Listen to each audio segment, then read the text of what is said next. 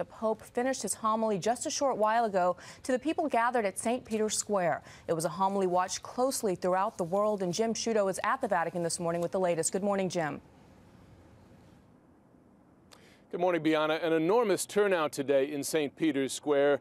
The start of Holy Week, 1 week to Easter, an otherwise happy occasion despite the hard questions shadowing Pope Benedict.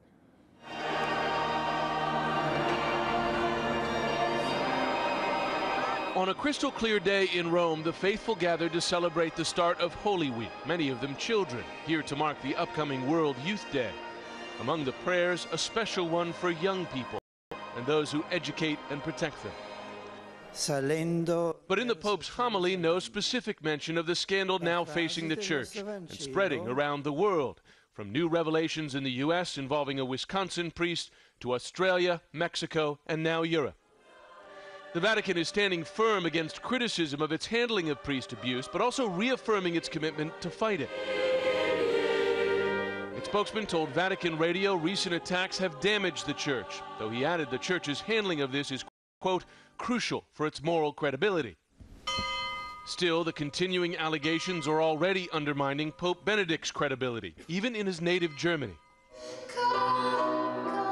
Franz Wittenbrink was abused as a child at a choir school in Regensburg, Germany. There was no place to go to speak about it. The church part was the other side of us. They were our enemies. The Vatican insists that is changing, saying preventative efforts such as training courses for priests have reduced accusations of abuse 30% over the last year, and that most reported cases are more than 30 years old.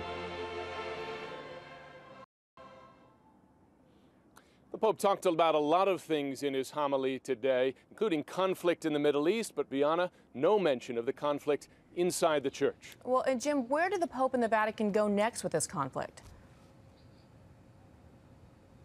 Well, the Vatican's trying to focus on preventing abuse like this on this scale from happening in the future, and they have made a lot of changes. The trouble is, past allegations are coming out really country by country, starting in the States years ago, now coming out in Ireland and Germany, and really there are two continents that haven't even been touched yet, Africa and Latin America, and that's why the Church's critics and even some of its supporters are saying that what Pope Benedict has to do now is get in front of this, a full disclosure now so that the Church, Bianna, can begin to put this behind it.